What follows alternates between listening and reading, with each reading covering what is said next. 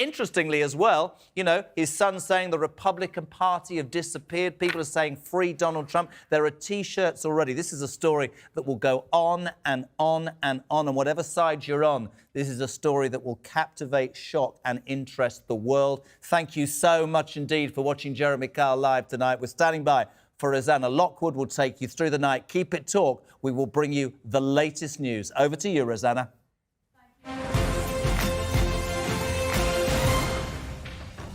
Thank you so much, Jeremy Kyle there, handing over. What a 90 minutes of analysis that was. What is going down in Manhattan today, the lower court Manhattan, with Donald Trump there, the 45th American president, of course, standing in front of a criminal court facing charges, currently under arrest, some 34 charges against him as well. We have these pictures from court, and the question is, have the Democrats won today? If this is a politically motivated witch hunt indeed, have they won in the short term just by getting these photographs out there? Or is it a bad long-term play? We'll be discussing that plenty more. But if there's one thing that could be said about this, it is Donald Trump once again making lemonade out of lemons. I'm going to be joined here in the studio, and currently joined in the studio by author and historian Tessa Dunlop and by Times Radio host Adam Bolton. Just the people I want alongside me on a day like this, because we're going to be talking a lot about historical context, both of you. Let's just start by getting your reaction to what we've seen so far play out in the last hour. I mean, Adam, I know you're a keen historian yourself, and obviously, Tessa, you're an accredited historian. What do you think this means within the sort of great panoply of modern US history and the presidents that you've covered in your career? Well, it is the first time that we've seen a president indicted, so that's a first. But then Donald Trump was also the first president to be impeached twice. So the Donald Trump show continues. My own feeling, however, is that this doesn't take him any nearer to the White House. It will help him raise money for his campaign in the short run, but he's going to have a lot of legal problems going ahead, which may even deny him the Republican nomination. But what is absolutely clear is the majority of Americans don't want him back as president. And even within the Electoral College, he looks doomed on that front, and that may be why his own party decide to ditch him in the course of campaign year next year. Your view hasn't been swayed at all by the amount of campaign donations they managed to raise over the weekend? Well, by his standards, it's not that much.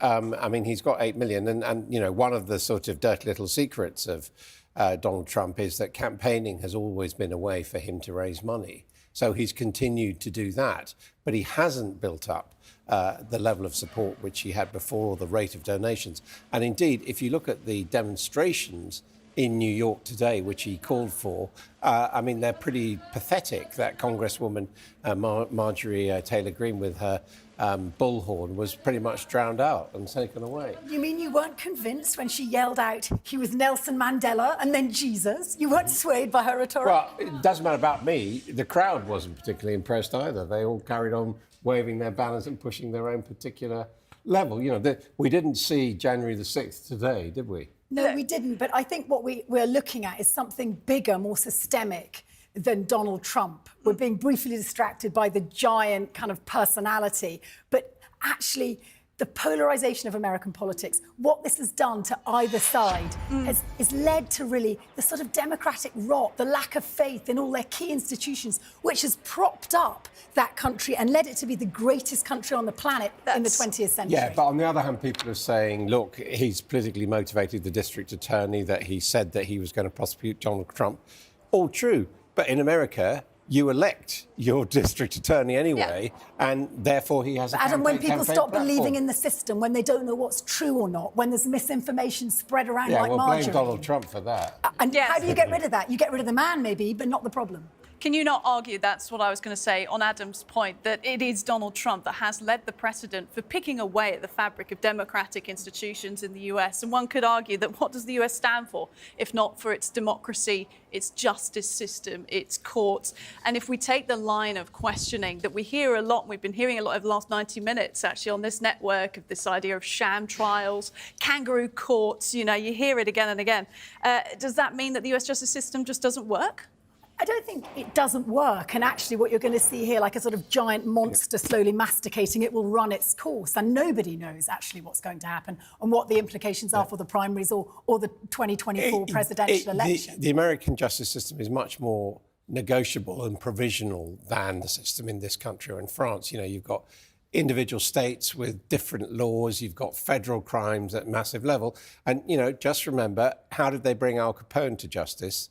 They didn't do him for being a gangster. They did him on tax evasion. I mean, that's how American justice works. But Adam, why this matters is today, at the same time, and not making the headlines in the way Donald Trump is, we just saw Finland enter NATO. We've just got 800 more miles of border with Russia. Actually, what happens in America has direct implications for the geopolitics in the world. And at the moment, our freest democracy, our strongest military power on the planet, is severely compromised. Well, hang on, we might be better off talking about that. I agree with you, it's more important than the fate of Donald Trump. No, but they bleed into each other. However, the fact that NATO has expanded along the Russian border is a massive V sign to Donald Trump, who tried to hollow out NATO and, as we know, thought that President Putin was a genius. And don't forget, he could come back in as president in 24. And it will affect us, of course, if Donald Trump, and that's why we're talking about it here on Talk TV. I know you might be watching us from your sitting room in Manchester this evening, thinking, not more Trump, for God's sake, there's else going on in the United Kingdom.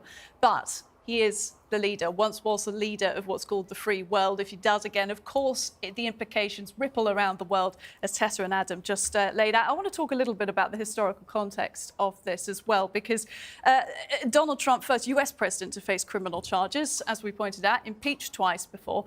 But this criminal charge thing, there he is in court this afternoon, slumped over the desk there, looking like any other ordinary citizen, pretty much, in the dock, if we can call it that, behind the table.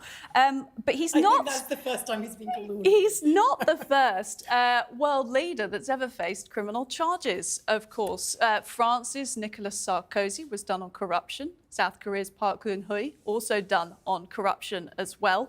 And, of course, Berlusconi, the Bunga Bunga boy, he's been bouncing in and out of the courts for decades. Different fates awaited all of those people, different penalties, political suspension, etc. But I think what is key here, what stands out for Trump, is can he bounce back from arrest, even though he's not wearing handcuffs, but from this picture we're seeing this afternoon in the courthouse, straight back to the White House in 2024? Well, let us not forget Boris Johnson, he's not in the courts at the moment, but he is being pursued by the Privileged Committee of the House of Commons, which could end his political career. So we're not exactly exempt from this.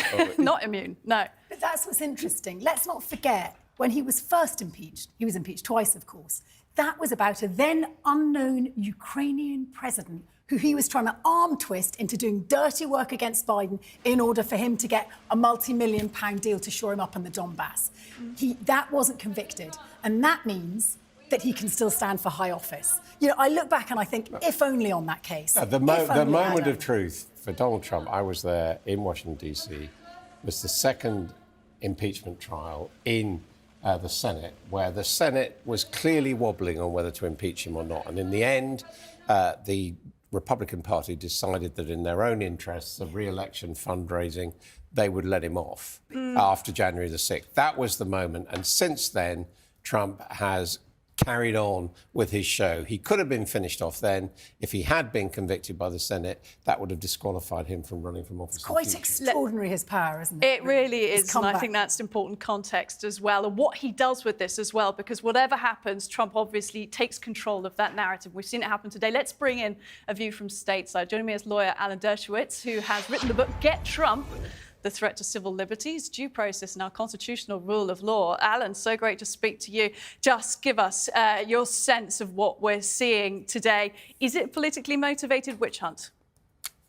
Oh, there's no question it's politically motivated. I don't think there's a single honest person who could pass a lie detector test and say that a district attorney in Manhattan would indict anybody but Donald Trump on these flimsy charges. We haven't seen the indictment. They may have a picture of him, a videotape of him shooting somebody on Fifth Avenue, but that seems doubtful. It seems likely that this case surrounds payment of hush money. Never in history has anybody paid hush money and then disclosed it on a public corporate forum. So this is a made-up case. The man ran for district attorney as a Democrat on the promise to get Trump.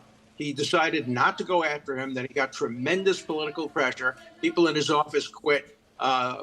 Editorials were written against him. His reelection was in danger. And so he decided to get Trump. So we looked through all the statute books to try to find something. He couldn't find it. So we made up a misdemeanor, state to a federal. We don't know. They may have him on some economic charges, but it's a political trial, of course. Alan, I understand the arguments for it being a political trial. I understand the way Brigg was voted in and that it's in Manhattan and New York and the rest of it. But saying that it's a made-up offence or a made-up trial isn't that an enormous allegation in itself? If it's about what I said is I haven't seen the indictment, but if it's about failure to make a public disclosure in a corporate forum about a hush money payment that you've made, it's made up. If it's based on a federal campaign contribution law, which the federal government's refused to prosecute, it's made up. Look, if they get him for undervaluating the 40 Broadway or overvaluating it, that's a different matter. Maybe they'll have something there, but they'd have to go after virtually every major real estate operator in New York. I have no doubt, even before seeing the indictment, unless there's a major surprise, that no one else but Donald Trump would have been indicted. And the best proof of this is that the predecessor in the DA's office didn't indict him. Pence didn't indict him, and he said he didn't think he should be indicted. Nothing's changed. There's no new evidence, as far as we know. There's no new law.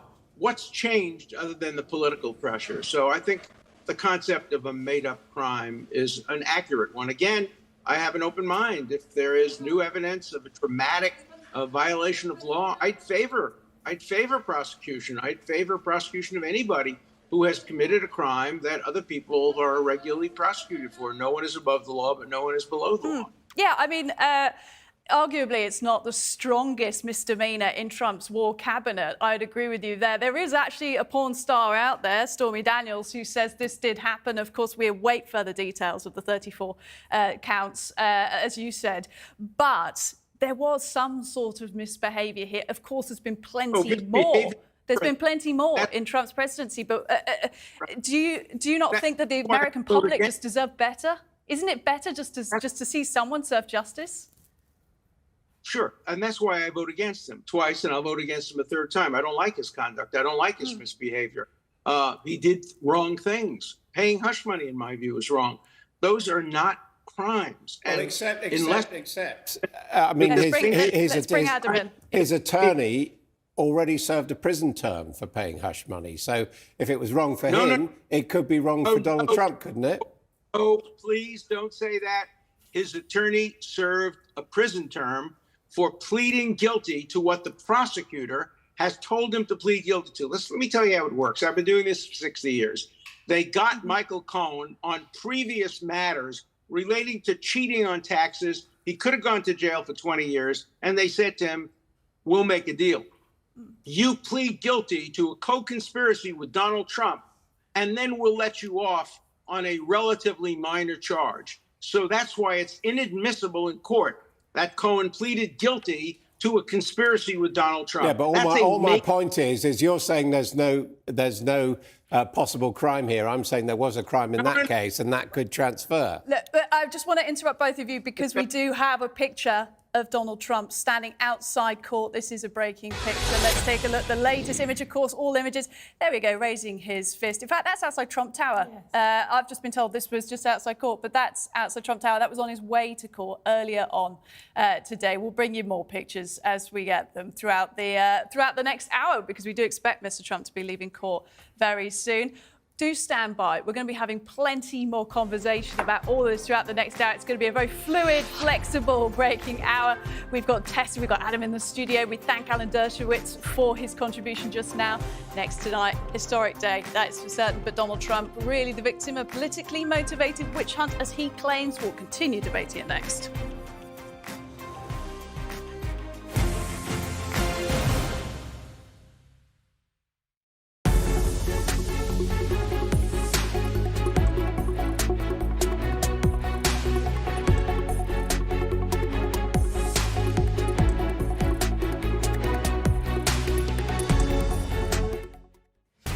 Britain's conversation. Oh no.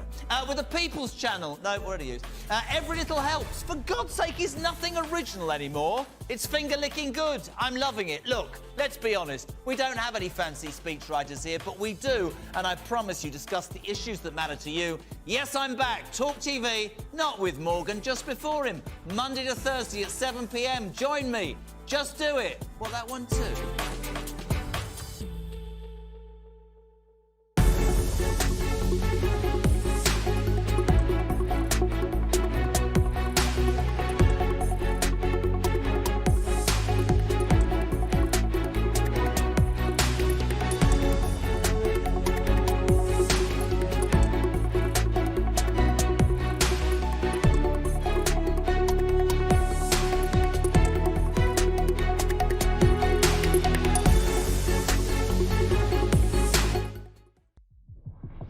Passionate and always straight to the point, world-class broadcaster Vanessa Feltz is on Talk TV every night of the week. From politics to pop culture, there's no subject she shies away from. And remember, if you're thinking about it, we're talking about it. Join Vanessa Feltz on Talk TV every day from 4 p.m.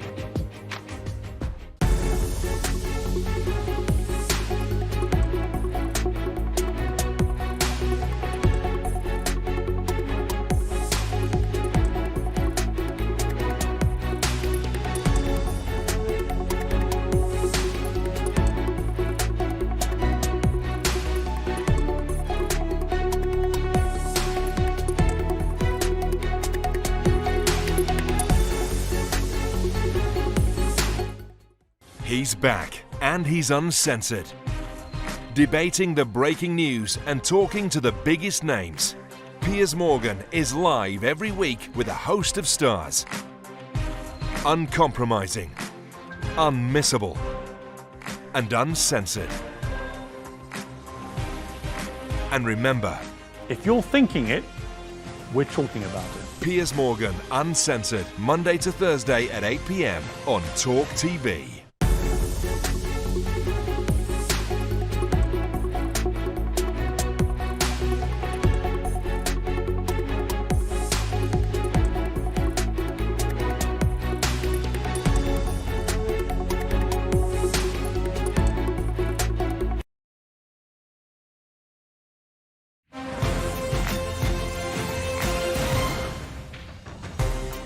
Welcome back to Piers Morgan Uncensored. That's me, Rosanna Lockwood, in for Piers. He's on holiday for a few days. And what is he missing? Look at this. Donald Trump sitting in court in Lower Manhattan Courthouse. Of course, Piers is going to be looking at this from his sun lounger on his phone. Sure, watching this show right now. Hi, Piers. So, is it a witch hunt or is Trump facing justice? We are going to continue this conversation, joined in the studio by Dr. Tessa Dunlop and Mr. Adam Bolton, and down the line here by Joe Borelli, the co-chair of Donald Trump's New York campaign. Let's start with you, Joe. You've had a big insight, obviously, into the workings of the Trump campaign. No surprises there. But talk to us a little bit about what's happening today. I'm sure you've got some strong views, but I'm particularly interested in the way that the Trump campaign is working with the narrative here. Well, it's not even working with the narrative. It is fundamentally the narrative of who Alvin Bragg is. I mean, this is someone who ran for office to be a prosecutor by telling voters he's not going to prosecute. As a matter of fact, his pitch to the voters was to prosecute as few felonies as possible and to minimize most crimes to misdemeanors or outright dismiss them. He's made good on those promises, by the way. We've seen record numbers of dismissals, both for misdemeanors and felonies. So he's doing that. The only person he promised to prosecute on the campaign trail was Donald Trump. That is unique in American district attorneys. That's unique in American prosecution of crimes. That is not something that's the norm. And it should really chill a lot of people to the core that there are prosecutors who would act like that. And now that we're seeing the details, this is a crime that most prosecutors, including Bragg himself around the country, have declined to prosecute. This is not something that would even normally rise to the level of a crime. Look, Joe, I'm going to ask you the same thing I asked Alan Dershowitz, about 5 minutes ago, which is this not, a prosecutor making something up, making up a crime, making up a misdemeanor, a sham trial? These are the words that we keep hearing. Surely not in the United States of America in 2023. Is that really what you're alleging? Well, I mean, think about what is the heart of the issue, right? This is someone who paid a settlement to a woman to save his family from embarrassment. That is something which is identical to what Bill Clinton has done. That is something identical to what a lot of people do under the advice of their counsel while they're settling some sort of legal disagreement. So again, this was done with a court case, a civil case in mind. Under the advice of counsel. That's why it's so bizarre that now they're finding reasons to charge the former president with a crime. But the prosecution clearly think that they have enough evidence to go forward.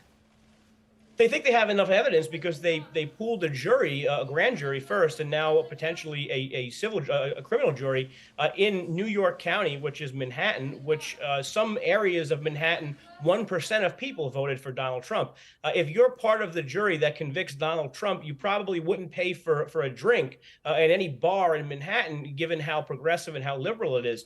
That's why you hear rumors of Trump trying to change the venue for this trial to another county, where I live in Staten Island, for example, or perhaps somewhere else where at least maybe half the people might have voted for him. That's just how the system works, though, isn't it? That's how the justice system works. Grand jury, the members of the public. Maybe he got unlucky in the district here. Do you think it would have made that much of a difference if he'd got it moved to Staten Island as he'd hoped? Well, he still can. So they couldn't move the grand jury proceeding that happened already, but now they possibly can move the trial, and they probably can make a very strong case that this jury pool might be tainted. This is somewhere where Manhattan is arguably the most progressive, most liberal place in the United States of America, not just the state of New York or the city of New York. So I think there's a fair case to be had in that respect. Joe, I'm joined. Trump's been trying to. All his life to break into Manhattan. He's made his fortune such that it is in Manhattan. He lives in Manhattan. Therefore, he's just being tried by his peers, isn't he? Well, he doesn't live in Manhattan. He lives doesn't anymore. He moved when he left the White House. Prior to that, he was a New York and Manhattan resident, right? So he's being tried by his peers. If they don't like him, it's not... Joe, why? Yeah, I think this is a unique scenario, though, where most people who are put on trial anywhere in the country don't have a public opinion poll about them, or in this case, an actual election, where the majority of people have a prejudicial view against who he might be. And that could be for or against. There's a fair argument to be had in some counties, I imagine, that voted overwhelmingly. That's an argument saying you couldn't put him on trial anywhere because everyone knows who he is and they have an opinion. It's ludicrous. Effectively, it's an argument what you're arguing there is that Trump is above the law. But what I want to ask you, Joe, you look like a youngish man, and there you are basically lampooning the judicial system upon which your country is structured and built. And I wonder how you go forward from this. Eventually, Trump will be history, whatever happens. And how do you rebuild credibility in the American system to give not only you faith, but to be the beacon across the rest of the world as you once were? Well, I mean, to give you a bit of background, I mean, the criminal justice system under Alvin Bragg has long been the subject of criticism. And if there's an embarrassment in the process, even before this Trump indictment, we even saw smoke from this particular incident. It's been Alvin Bragg. Again, he's the only prosecutor. So it's just one man. So right? The problem is in America, the problem is just one district attorney. That's what you're saying. So when there's future criminal charges that bite Trump on the bottom. We're talking about the Trump case, and in this case, we're talking about the one prosecutor in all of America. Right? We have progressive prosecutors, even in the city. But just only one. Just one, then. We'll hold you to that when there's more criminal charges brought forward. Only one prosecutor has ever, on day one of his job, put out a memo to his staff saying that we're no longer going to prosecute most felonies and misdemeanors. We are going to seek to downgrade all crimes. If you know of another prosecutor who has put a memo on writing to his staff saying that, then I challenge you to name them. Well, I would put it to you that prosecutors quite often state their priorities, and they quite often change when you have a change of who the district attorney is. And so in that sense, it's not unusual. Joe, before we move on and bring in another voice on this, I just want to ask you a little bit about what we might expect in the coming days, given that you've been so closely associated with the Trump campaign. We do expect Donald Trump to deliver some remarks at Mar-a-Lago when he lands back there later this evening. Just give us a sense of how you think he's going to play it from here.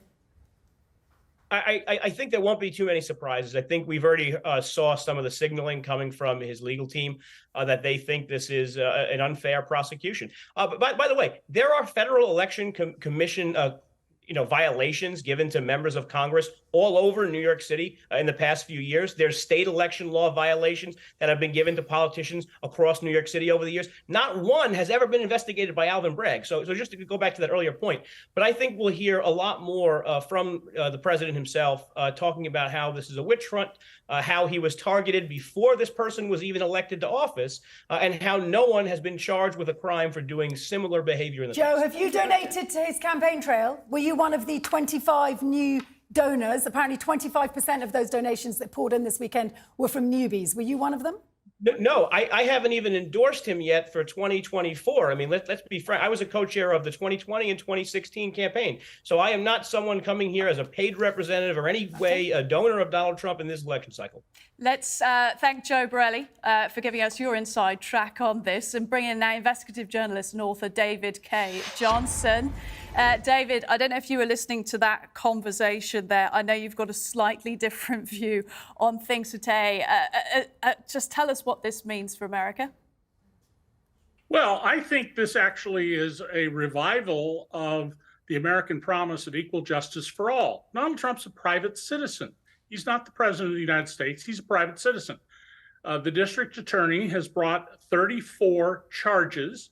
As I predicted, it would be a fabric of charges, not a single thread. And I just heard Mr. Borelli say no one else but Donald Trump would charge this. Really? Excuse me, Michael Cohen went to prison for this.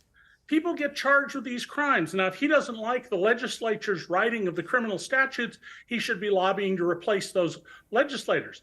This is when you strip away the political nonsense that's being raised. This is the ordinary prosecution of someone who is accused of violating a host of federal criminal laws. And people should understand that Donald Trump has been getting away with stuff for years. We've got live pictures of Donald Trump leaving the Lower Manhattan courthouse. These are the latest pictures, not live, latest pictures of Mr. Trump leaving the Lower Manhattan courthouse. They're obviously surrounded by quite a few members of security and the rest of it. We'll keep bringing you these live pictures as and when we get them. And we're expecting, you know, we haven't seen many protests today in the sort of the likeness of Capitol 6 riots, for example. We saw quite a lot of hubbub and calamity around Marjorie Taylor Greene's protest earlier, but around the courthouse, they've managed to keep quite a tight ring of security, as you can see here. We didn't see much of Trump actually heading into the courthouse. As we showed you the picture earlier, we saw him leaving Trump Tower this afternoon. I think everyone's just checking here to see, you know, does he look guilty? Does he look sad? Does he look angry? Does he look defiant? Is he wearing handcuffs? You could just make out the top of his blonde hair there as he makes his way into the car. There'll be plenty of analysis on this, on these pictures, on these types of video as well. We will be heading to a break. We want to thank David K. Johnson for joining us. They'll be back with our in-studio guests after the break for plenty more analysis and debate on this.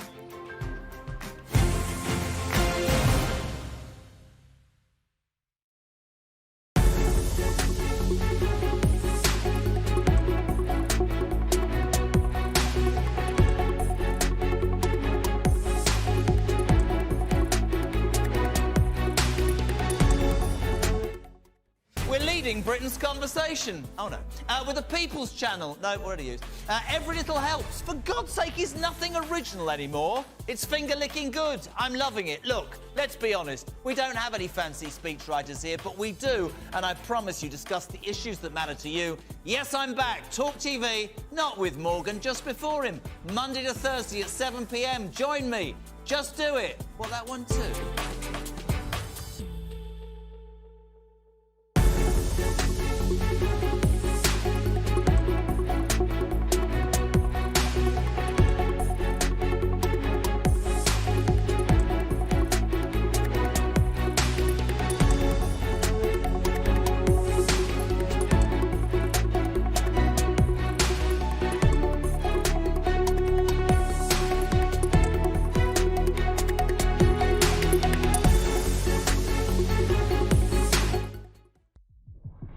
Passionate and always straight to the point. World-class broadcaster Vanessa Feltz is on Talk TV every night of the week. From politics to pop culture, there's no subject she shies away from. And remember, if you're thinking about it, we're talking about it. Join Vanessa Feltz on Talk TV every day from 4 p.m.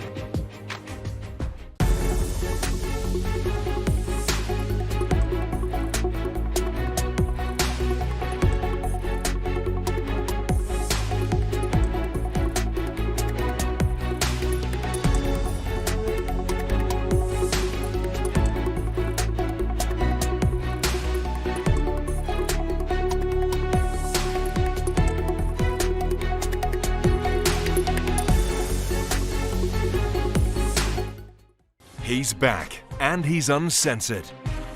Debating the breaking news and talking to the biggest names. Piers Morgan is live every week with a host of stars. Uncompromising, unmissable, and uncensored. And remember, if you're thinking it, we're talking about it. Piers Morgan, Uncensored, Monday to Thursday at 8 p.m. on Talk TV.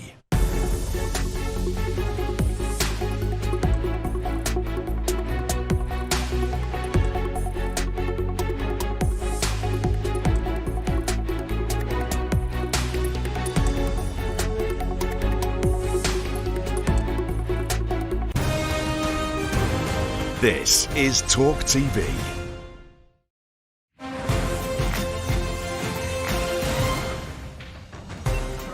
Welcome back, Piers Morgan Uncensored. Piers, away for a few days. Rosanna Lockwood in the studio for you. And we have more on this historic day. Trump pleading not guilty to 34 counts of falsifying business records relating to hush money payments allegedly paid to Stormy Daniels. Now, we're showing you the pictures here, the latest pictures. This is the motorcade. Nice aerial shot there for you. Us newsbods love this type of thing.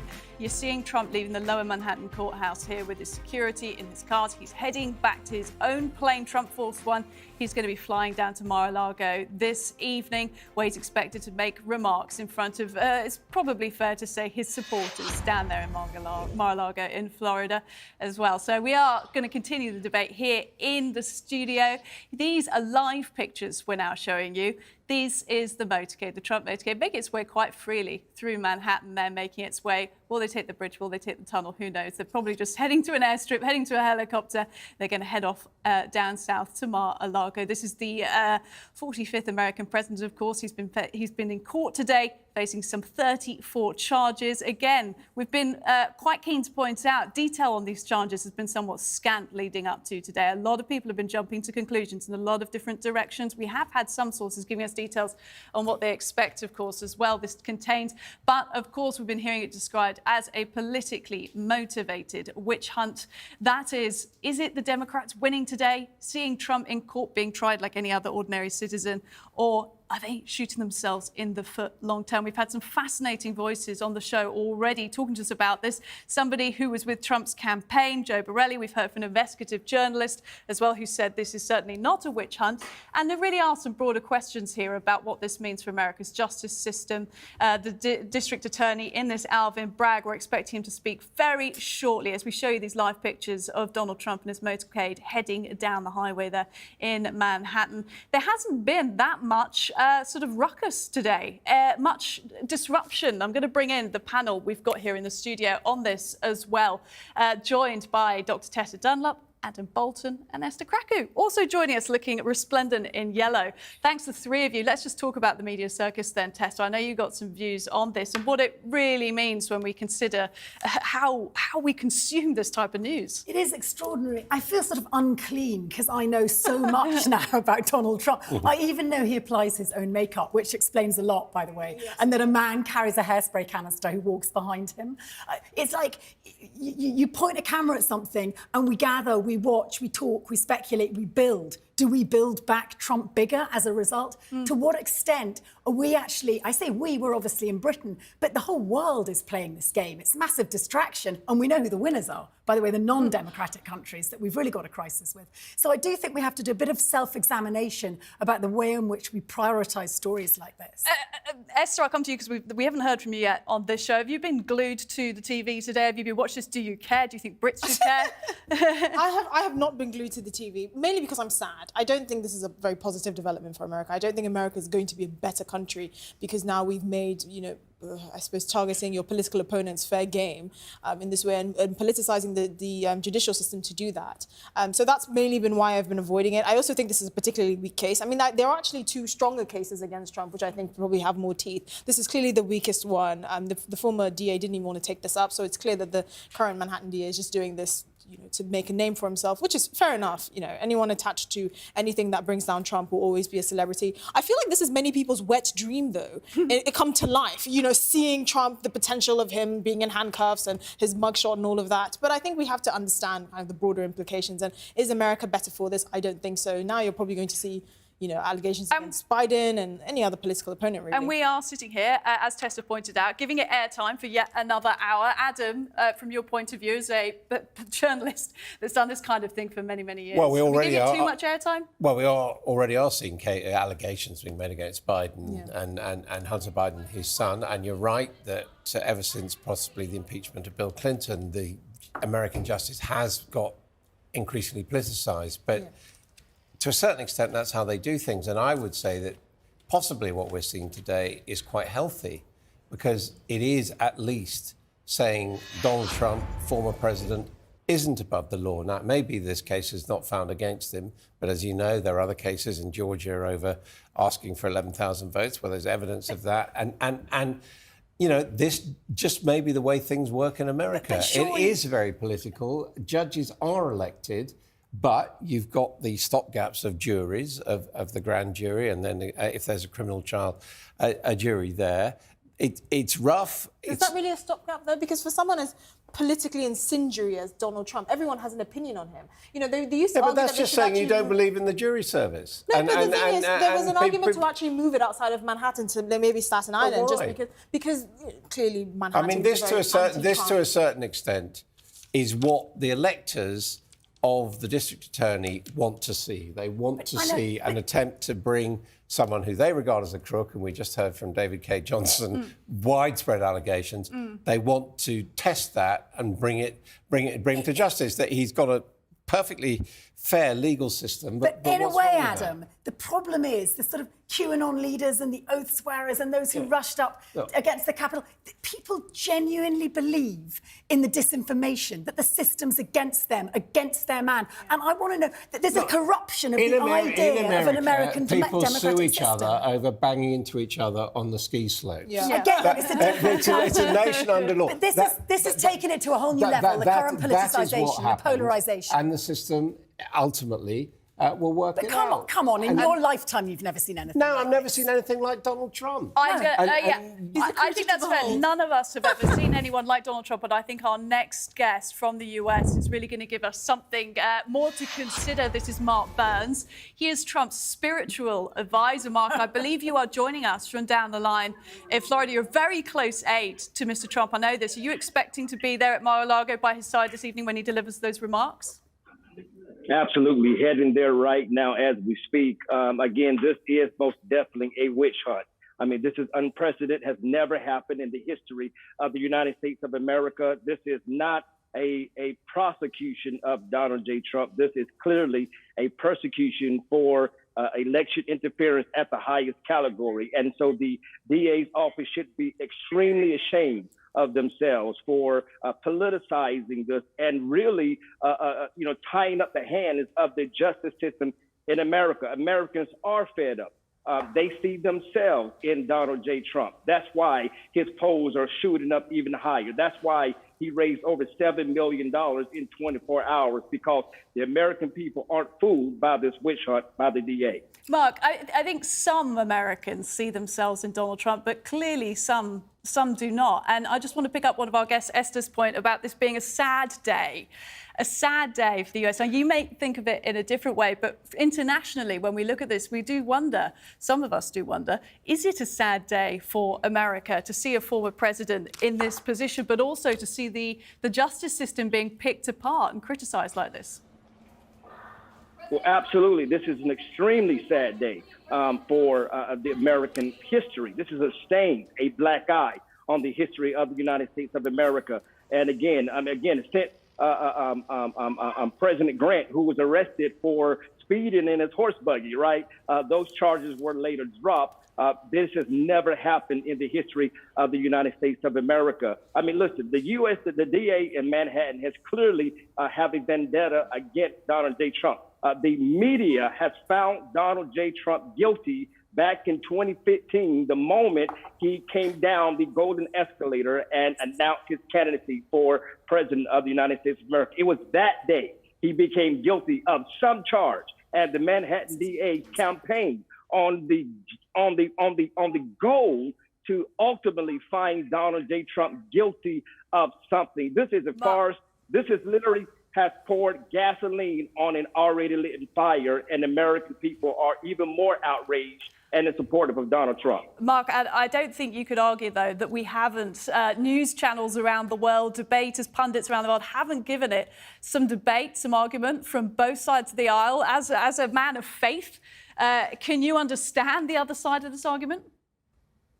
Well, I mean, clearly, the Bible says very clear that he the Son set free is free indeed. We're talking about, if we're looking at this from a spiritual point of view, we're talking about an action, a sin that happened years and years ago, in which I know Donald Trump has repented The Bible, from. Right? Bible also says, thou shalt not commit adultery, thou shalt not bear false witness, doesn't it? Has completely healed him and completely forgiven him from those things. The same God that healed you, my friend, Mark, whoever you are, the same God. I think Trump's done so well to avoid conviction until this point. We all need you praying on our side. That's what I want. I want a bit of Mark over here. I'm there. Let's wrap up on these smiles. Amen to some smiles today. Let's say that. Mark Burns, thanks very much. We wish you all the best this evening down there in Mar-a-Lago. We're going to continue this debate, so much more on this historical day in America. Coming up next with our panellists in the studio, Esther, Adam, and Tessa as well. And there we go. We're going to close out with these live shots as we head into the break of Donald Trump's motorcade heading towards his plane.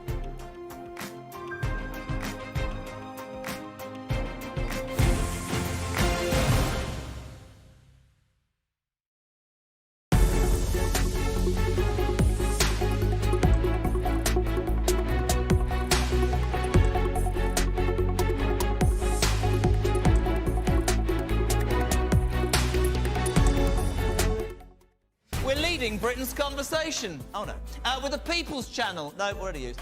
Every little helps. For God's sake, is nothing original anymore. It's finger-licking good. I'm loving it. Look, let's be honest. We don't have any fancy speechwriters here, but we do, and I promise you, discuss the issues that matter to you. Yes, I'm back. Talk TV, not with Morgan, just before him.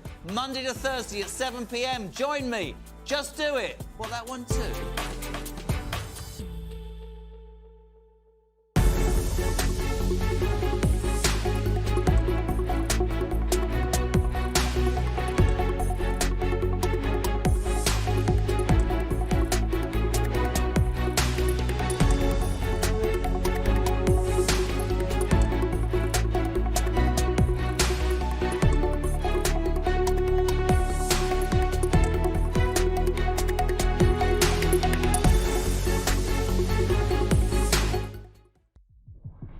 Passionate and always straight to the point. World-class broadcaster Vanessa Feltz is on Talk TV every night of the week. From politics to pop culture, there's no subject she shies away from. And remember, if you're thinking about it, we're talking about it. Join Vanessa Feltz on Talk TV every day from 4 p.m.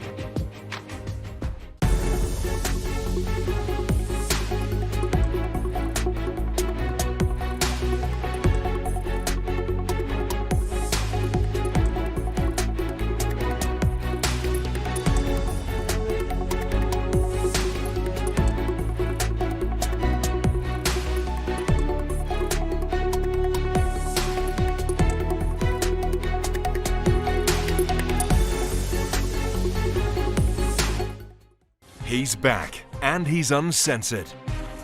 Debating the breaking news and talking to the biggest names. Piers Morgan is live every week with a host of stars. Uncompromising, unmissable, and uncensored. And remember, if you're thinking it, we're talking about it. Piers Morgan, Uncensored, Monday to Thursday at 8 p.m. on Talk TV.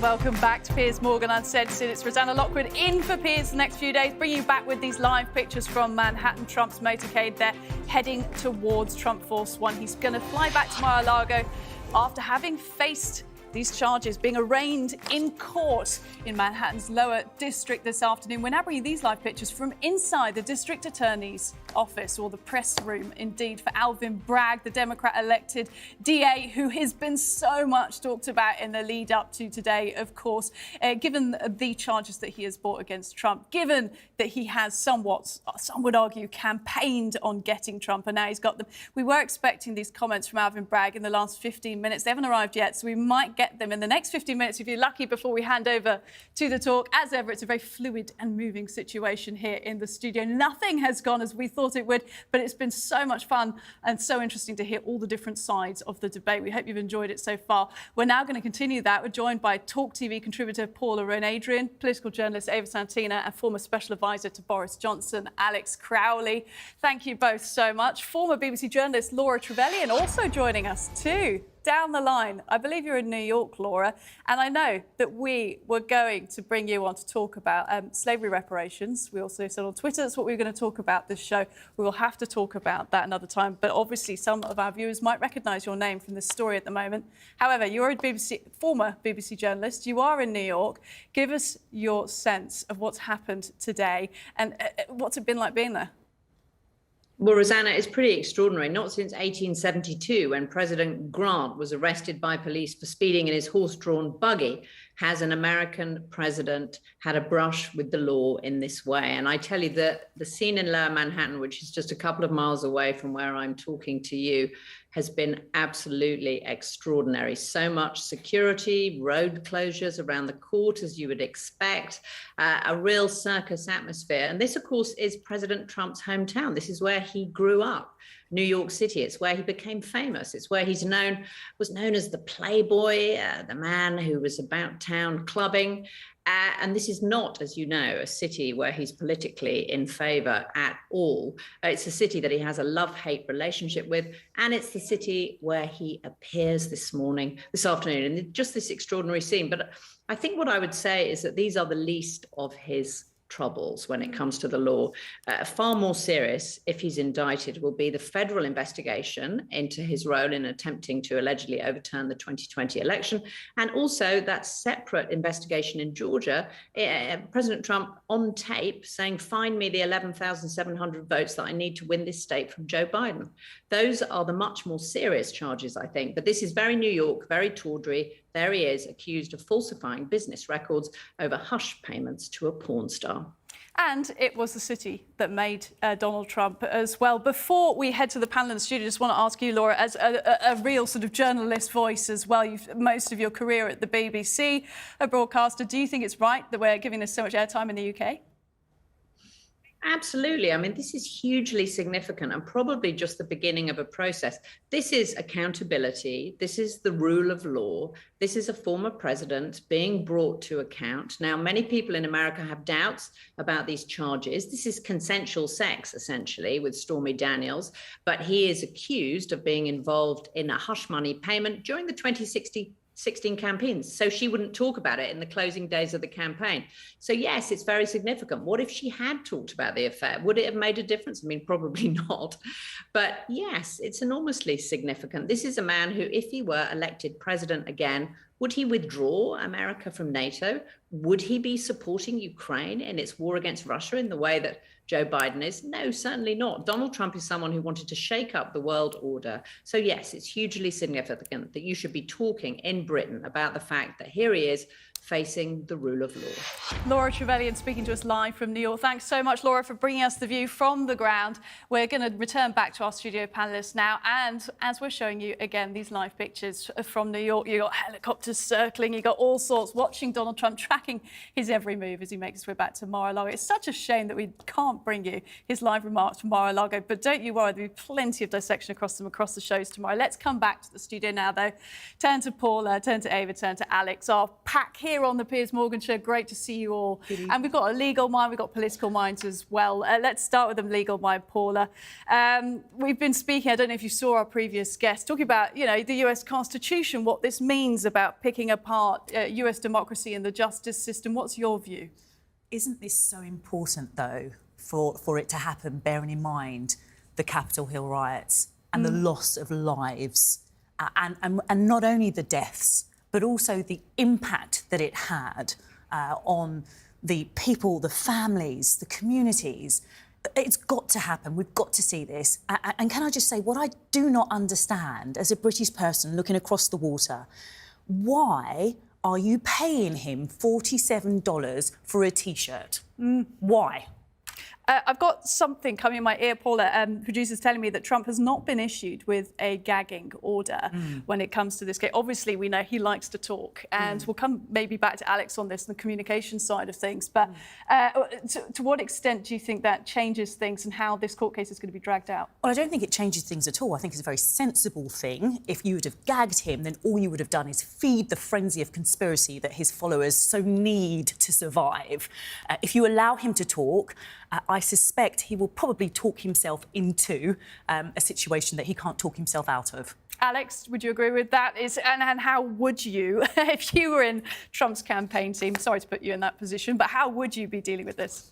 Look, Trump will be loving this. This is perfect for Trump. What does he want? He wants attention. He wants the world's media looking at him, speculating on his every single move. The worst thing that could happen to Donald Trump from a political perspective is nobody talking about him. So this is great. And yes, the charges are serious and some of the charges potentially to follow are serious. But from a purely political campaign perspective, this is great because his great strength is drowning out the airwaves so that none of his other opponents can get a word in. This is fantastic for him. And what the establishment in America who oppose him need to just try and understand is that if they want to beat him, they need to take the attention away from him, not put more on him. In terms of how he might drag this out, though, could you see an argument for that from a sort of political campaigns and communications point of view to really keep, even if it means he is literally campaigning from a prison cell, if that's what it takes? I think he would love that. I think he would consider that to be a campaign advantage to be able to say that. We've seen the T-shirt already. We've seen the T-shirt. It's only been an hour and the T-shirt's out. And I'm sure his campaign team are thinking, actually, we'd love a picture of him in a cell because that would get his supporters even more riled up. Ava. Yeah, I mean, I couldn't agree more. Looking like a martyr is so helpful to his campaign. I mean, he's steaming ahead now in the polls, which is just almost farcical. It's quite laughable. And there was actually a fascinating little tidbit in Rolling Stone yesterday. They reported that he actually had the option to appear via Zoom link. And he came in person because he loves the spectacle. But, you know, if you were in the Democrats at the moment, I think that Joe Biden is actually taking the wrong approach. He's actually been out today touring a factory, which is almost hilarious because no one is watching that. No one is looking. But he has done the right thing by not talking about Trump and not giving him any oxygen, because that is exactly what his supporters are craving. If you were in charge of the Democrat campaigns team, what would you be suggesting that they do in order to change the direction in which this is going? Because it feels like Donald Trump and his team have wrested control of the narrative. I would look to Asa Hutchinson, who launched his bid for the Republican nomination, and it was completely drowned out. No one looked at it because everyone was looking at Trump heading to court or preparing to go to court. And I would say, do nothing, be silent, and don't engage, don't feed, don't give him oxygen. Now, there's someone in all of this that hasn't actually been mentioned much whilst we've been talking about the US Constitution and everything else, and that is Stormy Daniels, who's the woman at the centre of it. And she's been somewhat vocal on Twitter the last few weeks, and then sometimes she's sort of quite... And that is really what is at the centre of this. I know some say it's not the most lethal of the misdemeanours in Trump's war chest, and we could have got him on so much more. But just from a behaviour point of view, from a lack of statesman point of view, do you think this is being lost, Paula? I am glad, and I'm going to refer to her as Stephanie, because that's who she is. The whole fact that we're talking about her as Stormy is, again, this kind of message that he wants to get across about this woman who is a mother, who is a wife, who is somebody who was put in a position where she had little choice. So Stephanie, as far as I'm concerned, is brave, she is courageous, and I am glad, and I think quite ironic, bearing in mind how religious he is and a lot of his followers are, that it is Mary Magdalene who potentially could have the last say in this. Let's talk to then Alex about that, because I think that's a really strong point you made, Paula, about the woman at the centre of this. But we were hearing from some of our guests on the show earlier that, you know, if you look at other Democrats, you see there's been cover-ups. Let's talk about Bill Clinton. Let's talk about, you know, what happened with Monica Lewinsky as well. It almost feels like in order to be president of the United States, there's got to be stuff in the locker. But I think to most American voters, they will think that the situation of a president or a presidential candidate paying hush money to a woman who they feel might embarrass them for obvious reasons is a fairly normal state of affairs. But there is a kind of double standard here, isn't there, in America? When it's Bill Clinton's still a saint. He's still the Democratic kind of god that sits there that can do no wrong. But when it's Donald Trump that does exactly the same thing, or more or less a comparable thing, he's the guy in the gutter. They've got to work this out. Ava, do you think it's at all similar to British politics? Yes, extraordinary parallels. I mean, Trump's Stormy or Stephanie, I suppose, is Boris Johnson's Jennifer Arcuri. I mean, look, I want to thank you all, Paula, Ava, Alex in the studio, all of the guests, all the panellists we've had for the last hour. It's been great having you with us. Rosanna Lockwood in for Piers Morgan Uncensored. That is it for me. Whatever you do tonight, make sure it's uncensored. Good night.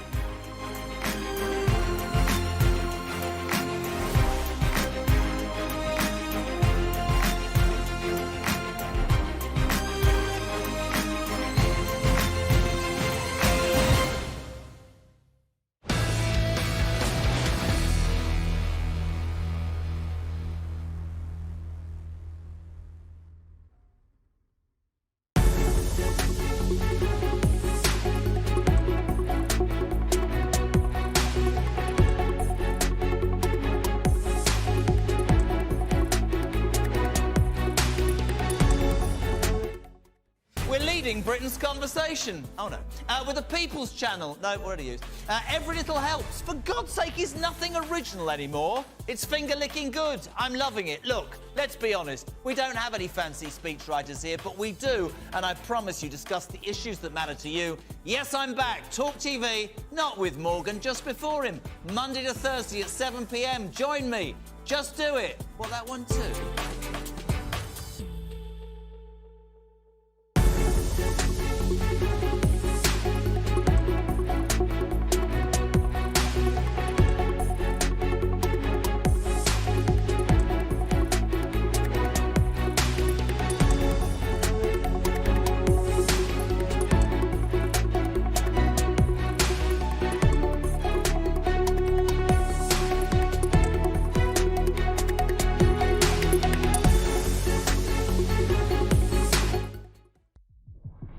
Passionate and always straight to the point. World-class broadcaster Vanessa Feltz is on Talk TV every night of the week.